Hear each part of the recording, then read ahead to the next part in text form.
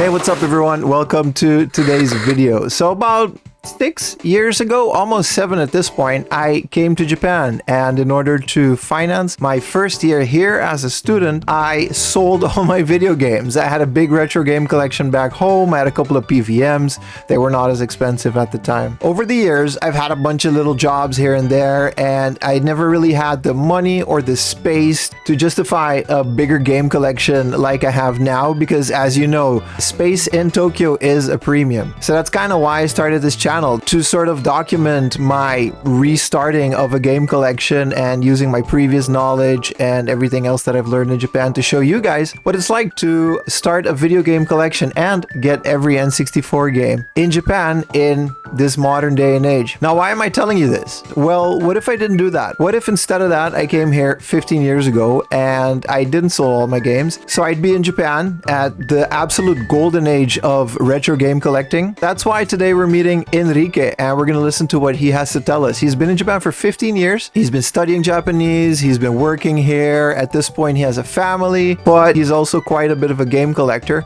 and more importantly, a retro game enthusiast. So welcome to this new series where I find people in Japan that have been doing it for longer than me, and let's have a look in what it was like to collect video games while living in Japan back in the day when this stuff just really wasn't that popular. Enrique has an Instagram where he goes by the name of Takumi Senpai, and he posts a lot of his finds, his latest video games that he's playing. So be sure to check that out. I'm gonna post that right over here, and it'll be in the description as well. Let's meet Enrique. All right, so what is your name? And my name is Takumi online, but my real name is Enrique. Enrique, and you live in Kanagawa Prefecture, Yokosuka City. 15 years. 15 years. Yeah. What brought you to Japan originally? Japan, well, you know, we all like the culture and the games and the anime, and you know, 90s was crazy with Final Fantasies and Dragon Ball, so I got the interest since always, and then I got a chance to come and study, and then the rest is history. The rest is history. What were your favorite games growing up? Ooh, I think my 3 favorites would be Secret of Mana, Final Fantasy 6, and well, 3 or 6, whatever, and Chrono Trigger. Those are the games that make me like... So you're a big Super Nintendo guy? Yeah, all the way. All the way. Yeah. You still are? Yes. If I had to keep one console, it would be SNES. That was actually one of the questions I was going to ask. Yeah. So you've been here for 15 years. Did you immediately start collecting video games from day one? Yeah, I was on a budget. You know, I just came to visit, sightseeing, study. I still was like, okay, let's go to the retro shops. And in those years, 2014, 15, prices were super cheap. So I could get some white Christmas Sega Saturn for like 4,000 yen in a box, 100 yen games. Saturn and PC Engine were super cheap. Because they were just out of style. Yeah, like nobody cares about that. Everybody wants their HD and stuff. And I was like, no, I still like my PlayStation 2 and my PS1 games. All right. Yeah. So it was good years. Karasu. It's one shooter. I think it's one of the last game for the Dreamcast. Same, when I came to Japan, I saw it. Oh, looks very cool shooter.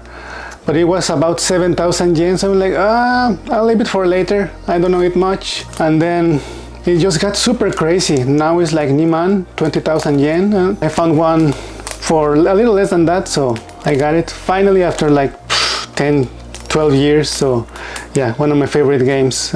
Cool shooter. It was originally on the arcades. They made it to the Dreamcast, and yeah, very proud to own this. Before Karasu, Exelica. Super fun. I love this one. It's very fun to play. You grab the enemies and throw them away. Super cool, super arcade style. Cool music.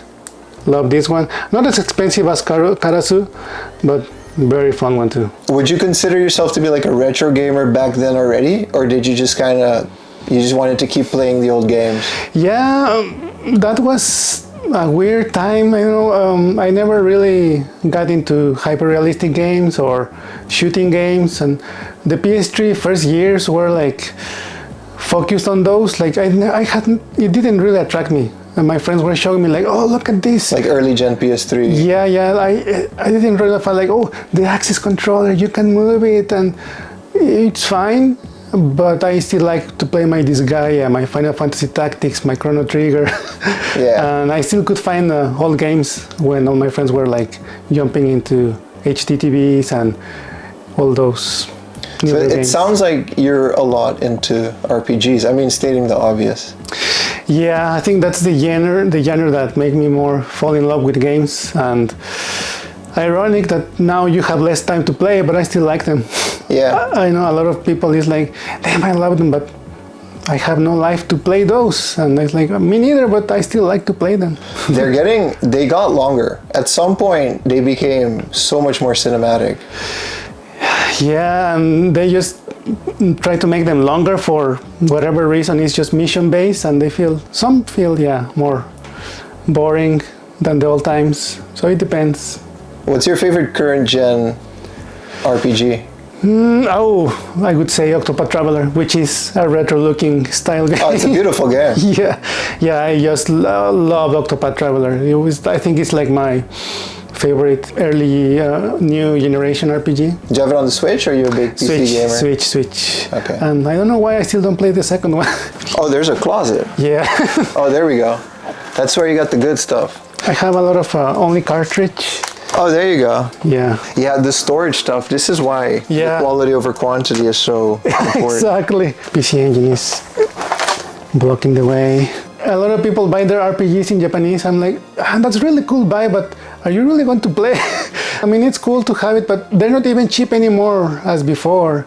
I used to see Chrono Trigger and all those RPGs that in the States and Europe are super expensive, but here we're like, the most expensive was like 500 yen. Older games, you could easily understand the Japanese. If you're like studying, it's a very good way to start learning.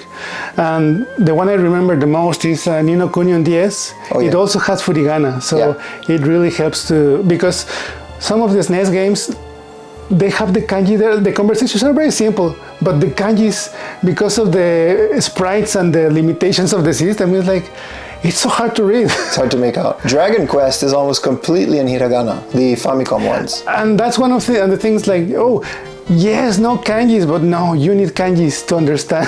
It's easy. I mean, you can read, but do you understand if you read only hiragana? It actually doesn't work in your benefit. Right? You think it would, but like Zelda is furigana for a reason. Even though it's for kids, it's... Yeah, some of the Game Boy games also are like RPGs. They are all furigana, all hiragana. Or like the Mega Man games, the Mega Man X and Game Boy Color, like it's all katakana or hiragana, but damn, I am not understanding anything. Low poly kanji is a art in and of itself. Yeah, so it's like take your poison. Well, it's any of them will be hard. But you have played RPGs in Japanese. You do that. Yeah, I do, but I don't play them all because RPGs are already long and. I stop a lot in the dialogues, and then I'm like, okay, it's been an hour and I haven't seen any progress. So it's mentally a lot more exhausting. Yes. Shadowrun. This is an interesting one. It's in Japanese because it's a Japanese game, but it has the dialogues in English too. Oh, like Metroid is the other one that has that. But the weird part about this is that it has it at the same time in the screen, Japanese and English. Oh, really? Yeah. What an interesting concept. I didn't know that about Shadowrun. Yeah, that's what I got it. I think I have it and I didn't know that. That's how crazy. Knights of the Round. Knights of the Round? That's like a Dungeons and Dragons type beat 'em up, right? Yeah, it's just like very similar to King of Dragons. Yeah. But, and still Capcom. Maybe a little bit. Yeah, I mean, I still love it. It's super cool with the... I think it's an arcade port, but I'm not sure. Yes. Very well done. I mean, beat 'em ups were really cool in Super Nintendo. Oh, yeah. Yeah. Since you've been here for 15 years, what are some of the changes that you've noticed in the retro, besides the price, that you've noticed within the retro gaming scene in Japan? Besides pricing, I would say, well, the variety of things you find. Before it was, you found like, even in my local stores here, that there's not much variety. You could still buy Saturn, box 1064s. Like a lot of the things I have now, like I found a PSX, the big white one. Yeah. I found one for like 5,000 yen, good condition. I found a Famicom in box, like 2,000 yen. SNES in box, same, like 3,000 yen. A micro in 4,000 yen, which is you won't find that even loose anymore. So it was so nice to. I didn't have to go very far, just in my local stores, which many of them are closed. Yeah, you could just go and, oh, look, some family, yes, they grow up, they clean, and they bring their consoles for 100 yen, and then they resell it for 2,000 yen, and that's when you go and get them all. Yeah. So, yeah, I think that's one of the biggest things. A lot of the retro recycle shops, they're gone. I have some repros too, which I'm still proud to show because they're so expensive. For example, Pokémon Rocky 2. Oh, This game is so expensive in Japan. It's and everywhere else. is it this one officially come out in America? Yes. I did. You can tell it's a repro. Yeah, But the yeah, case yeah. screams. I mean, they try, but come on, it's cheap. Yeah, I would say more bootleg than repro, but still. Yeah, you're right. If it saves and it works, who cares, right? Yeah, I mean, it's in English, it feels, it does the job, and it's an expensive game. And the Japanese one, this game has a little more, like a lot of text and RPG elements, so I wanted to get it in English, and well, this is what. Oh, there you go. Yeah. Some games do hit different in English. As you know what I mean? It's comfort. It's a comfort thing. Yeah, it was fun just to browse. You didn't have to buy. It's just like, oh, look at that, Matrix UMD for the PSP, or Street Fighter figures, or a lot of those vintage goods. Like, oh, that's so cool. I didn't know even existed. And now, not even the story is there. Would you say that video games is the primary reason for you coming to Japan? One of the top 3 maybe. I like the culture, the anime culture also, of course. I like, a lot of people don't like much Japanese, but it's very easy for me to be along with Japanese people because you don't have to talk all the time. The first time you come, it's a little shocking that people just looking straight. They don't look at you in the eye. Like, in the States or in Mexico, you have a quick look at people is around, but here is just everybody's on their own way and they don't look around, so that was a shock. This is one of from my original collection back in home. A lot of people dislike it because Run the Blood in PC Engine is better. Yeah, but this is very decent. I super love it. Yeah, it's really cool music, and That's really cool that you have that. Yeah, and Hisashiburi seeing Hisashiburi. Square carts. It's been so long. I know, like my friend called it the Hershey's. Another super classic Contra 3. Ooh. These two, along with Dracula X. So fun to just put, play, finish, satisfaction. Yeah, but Contra's to me is a very difficult game. It is. It's not just push and play. It takes me a while. It is, and I remember playing this in hard back in the day and finish it super easy, and now I cannot finish in normal. Our bodies degrade, I think. As we get older. The brain connections just are not the same. This one, it's fun. Not my favorite RPG, but I still play it and enjoy it. And this one I found it in Japan. Really? A guy in Kyoto was selling it with some Genesis games, and well, here is Super Mario RPG. It's one of my favorite RPGs, to be honest. It is Square Enix, Square Soft. It was exactly Square Soft. Yeah, and well, there's no more Mexican games than Chavez. Super cool. I don't like boxing games, but these are really fun to me. Chavez. This one of some of the first games produced in Mexico. I was a De La Hoya guy. Oh. Oscar De La Hoya. We used to watch all of his fights. Oh, really? With my dad. Yeah. I noticed our collections are very similar. When you look at the internet and you look at collection tours, one of the things I noticed compared to Japan is how big they are. Even the most hardcore collectors that I've met in Japan, they still have relatively small collections, and there seems to be a lot more quality over quantity in terms of what their goals are as a collector, maybe. Is that something that you can agree with? I feel a little guilty about that because there's been a lot of times back in the years, maybe in the 2015, that I started finding a lot of cheap games. that, oh, I didn't know this game. I look at the gameplay, oh, it looks nice. 200 yen? Why not? And then you buy it and play it 5 minutes or don't even play it. And then when you realize, damn, I really got this bunch of games that they're not bad, but I was not looking for it. And then you end up with many games that they're just making space in your collection. Yeah. So yeah, I mean, right now, yeah, of course, because of the prices, I focus more on quality. And because of the space too. So yeah, lately I'm very, very more selective, but not in the past. Wow, there's 2 layers to it. Yeah. Let's see. You got the good stuff in the back. Super BG. Super Variable. BG. Yeah. I like her personality. What is this? A fighting game? Yeah. Cool.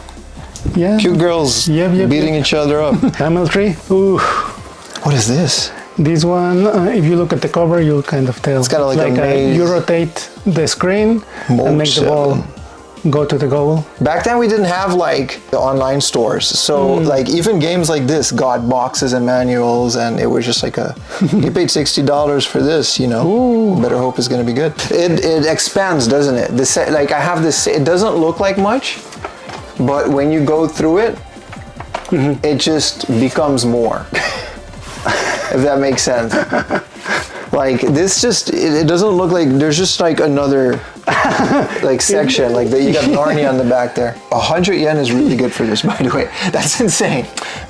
Good years. Leave that on there. Yeah, that's where I leave it. The good times. Arguably the best Street Fighter cover of all of them. Yes. Such a good cover. Chun-Li with the orb. Yeah, that's a cover. Hand painted, beautiful. Yeah. What is the golden waifu game? This is going to be a Patreon exclusive.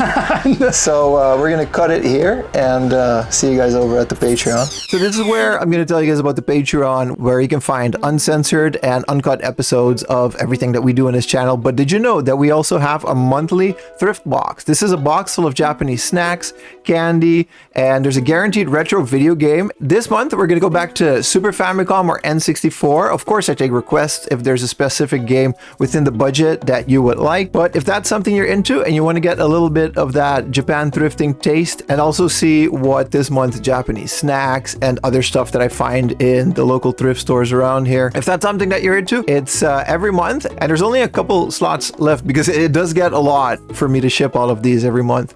Patreon.com/4amlaundry. Yeah, and I also have the cartridge. That is beautiful. Yeah. That is nice. So your collection definitely has evolved. Yeah, the timing I play, the timing I used to buy, yeah, it's all shifting. Sometimes before after work, you come to home and, okay, let's play. Crack some beer, play.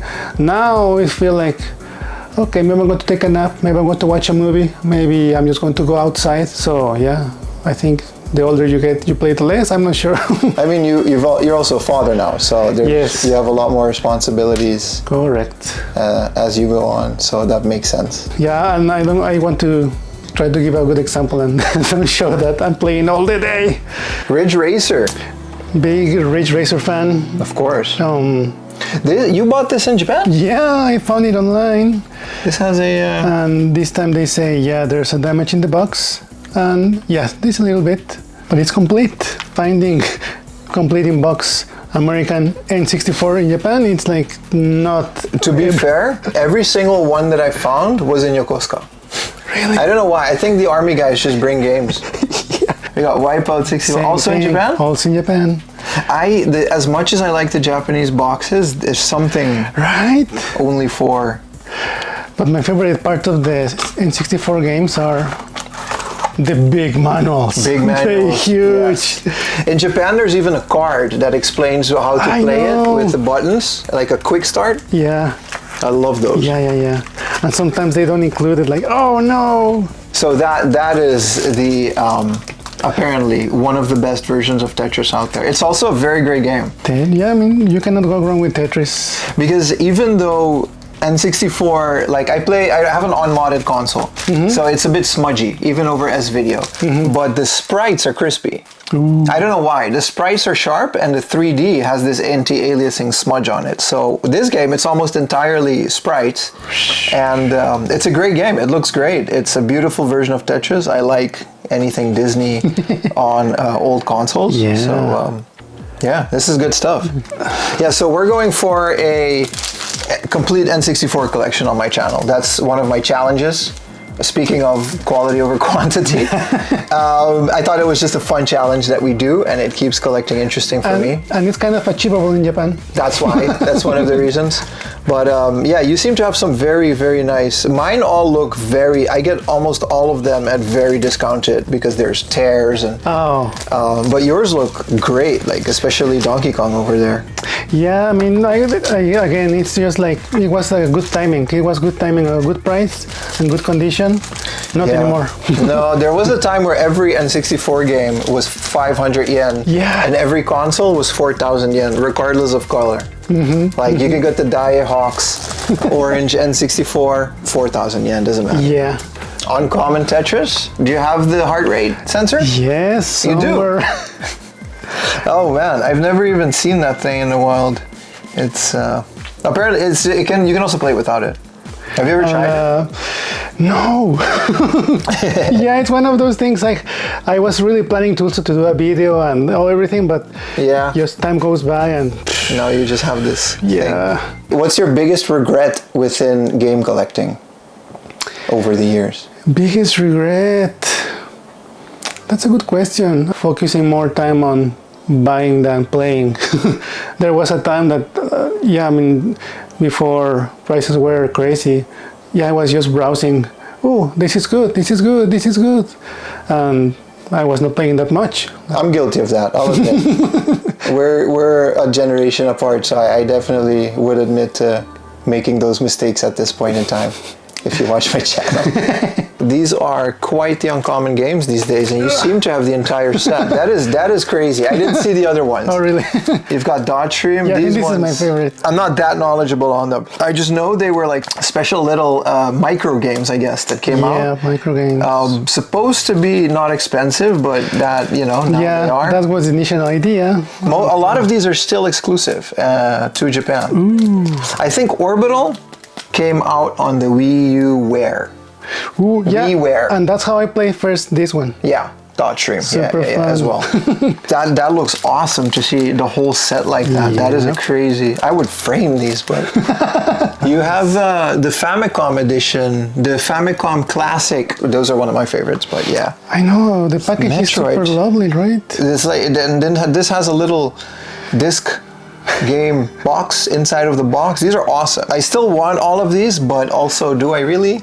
With what they're going for these days? I see the binders you say with all the collections, but it's so expensive, and there are some games I really don't like or know or want to play, so yeah, I just went for the ones. No way. Yeah, no way. I'm telling you. No way.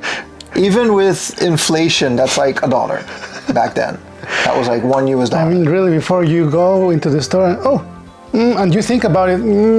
You're still debating it, right? I've been like, if I can kick myself in the head back in the day. Yeah, and that's human nature. When you see it's cheap, you're like, you don't really give it the value of. Yeah, exactly. You're like, yeah, I'll be back. It's hard to explain, but those were the biggest things holding me back 5 years ago when I came here. I was like, I don't have the space, and it's only 100 yen. I'll find it. Exactly. No, you won't. And when it's 2,000 yen, that sounds actually good. Yeah, that's a great game. Oh. Yeah. Kid Icarus. Did you get all of these for 100 yen a piece? No. Okay. That would be insane. That was the only exception. That would be insane. But yeah, still, I mean, all of these were like 1,000 yen or something. Super Ghouls and Ghosts. This game. Do you like this game? I like noticed the figure in the back there. Yeah, but it's so hard. The Famicom version is so hard. All of them. It's just. There's not an easy version of this game, no? Yeah, I mean, like the Super Nintendo one. That one is. I mean, it's still hard, but I could finish that one. Yeah, you've got some heavy hitters here. Dracula. Akumaju Dracula. Yeah. Castlevania. Yeah, and this one I got it because I don't have a Famicom disc system. Oh, there you go. So, and I love the Game Boy Advance. Balloon Fight. Yeah. They made a Tinkle version of this. Oh yes. It's a super exclusive Japan. What is that? Nintendo point system. Yeah. Oh, there you go. Zelda no Densetsu, Legend of Zelda, course. disc system. Mandatory. Is there anything you haven't picked up that you wish you did? Ooh, you know those expensive games that they were already expensive, but of course, I mean, in those years it was expensive. Now it's like 3 times the more. Like Magical Chase on PC Engine, it's one of those super crazy expensive games, a shooter, and I always saw it and oh damn, Nieman, Sandman, that's a lot of money for a game. So I was thinking, and then when you realize, oh, look at that, it's 60,000 yen now. So some of those Magical Chase, I think, is one of the ones I regret. I mean, maybe if I buy it on those years, I would say like, damn, why spend so much money in one game only? So yeah, I think that's a good example. Oh, you've got those are all American. This one was a friend from this Europe. Quest for Camelot. Yep, it's like an East Zelda kind of game. Oh, there you go. Legends, Golden Sun, The Lost Age, and then you had the original too? Yeah, but only the cartridge. Oh, okay. Yeah, I had it original, but you know, back in the day. In Japan, this one has also always been expensive. It's a good game. Yeah, oh my God. Love that. Gradius Galaxies. It's good stuff. Yeah, I mean, shooters in the Game Boy Advance are not the best, but it's Gradius, it's good. As far as Game Boy Advance goes, Japan boxes win. Oh, yeah. Japan boxes win. You got Mario and Yoshi. Is this Yoshi no Tamago? No, this is Yoshi's Cookie. The one that, no. What is this one in Japanese? Oh, you know, it's, I think it's called Yoshi only. Okay. This is nice. I love Game Boy boxes in America. This is so nostalgic to me. This is like the thing. This is the one. Yeah, this little sign is... Yeah, original game Link. Yeah. Yeah, seeing this in Japan brings back a lot. This is awesome. I wasn't expecting this. These Metal Slug bands in Japan, I'm sure. It's just, there's no way. Even the cartridge goes for crazy prices. Yeah.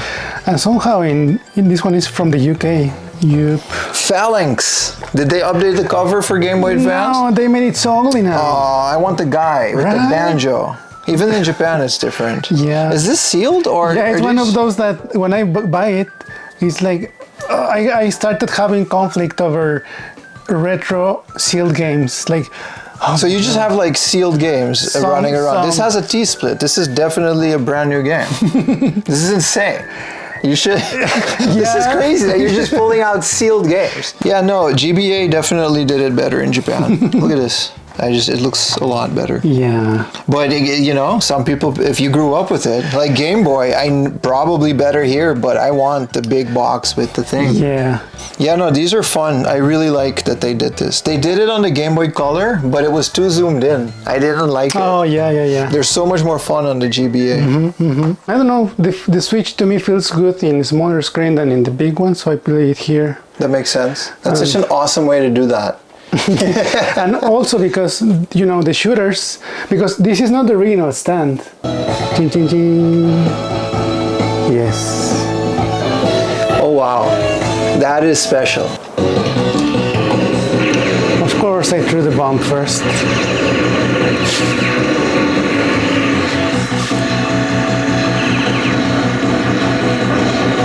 Do you have any final words? No, it was really cool to do this. I mean, I never done it. Thank you for having me. This was very fun.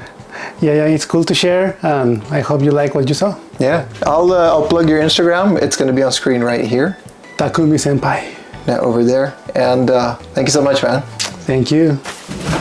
And there you have it. I had a lot of fun making this. I'm hoping to do a lot more of these. Thank you, Enrique, for inviting me into your lovely home and meeting your family. We shared a couple beers afterwards, and he took me to a local yakitori joint, which was amazing, by the way. Of course, I already plugged his Instagram, and it'll be in the description and all of that good stuff. Thank you to all of the Patreons for supporting my stuff as well. I could not have gotten this far without you. And yeah, I'll see you guys in the next one. Peace.